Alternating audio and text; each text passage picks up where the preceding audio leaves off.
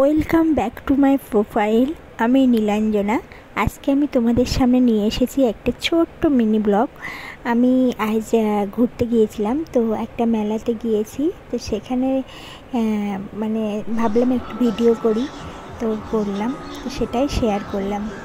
এই যে মেলাটা ওরা ঘুরছে, কিন্তু মেলা এত ফাঁকা কেন সেটা আমি বুঝতে পারলাম না। প্রচুর দোকান বসেছে কিন্তু মেলা ফাঁকা। তো পিকু তো বিভিন্ন গাড়িতে ওঠার জন্য খুব ব্যস্ত। তো প্রথমে এই খেলনাটায় উঠলো, এবার কিন্তু একটা দুঃখের বিষয় যে ওর কোনো সঙ্গী নেই, ও একা একাই এই গাড়িটায় ঘুরবে। তো এখান থেকে এই যে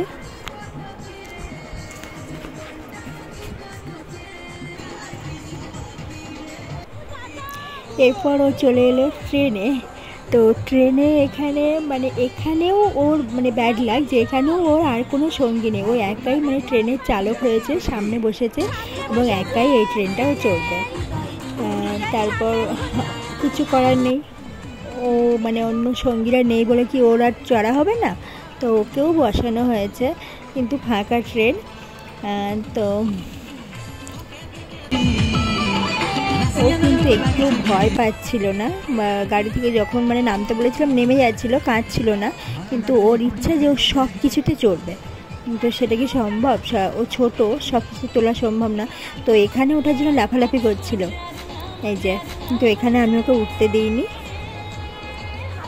সেজন্য ও নিচেই একা একা নাচ করছিল।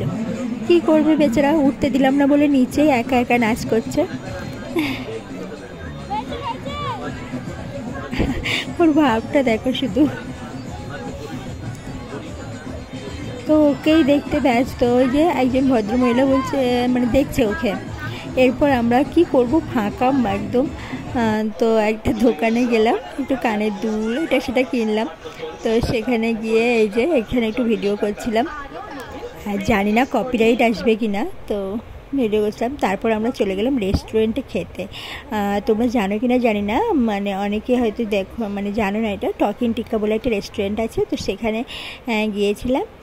তো সেখানে গার্ডেনের মধ্যে খুব সুন্দর সুন্দর জায়গা করা আছে, তো আমরা এটাই বেছে নিলাম।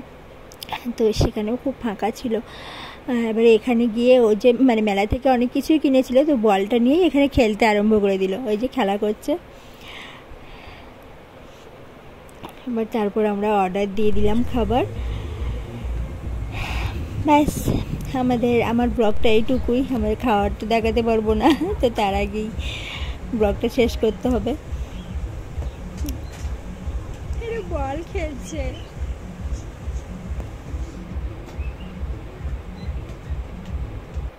বিবাহবার্ষিকী উপলক্ষে আমরা চলে এসেছি রেস্টুরেন্টে খেতে। বাবা ছেলে এখন বল খেলছে, আমি এখানে ওয়েট করছি খাবারের জন্য। টাটা।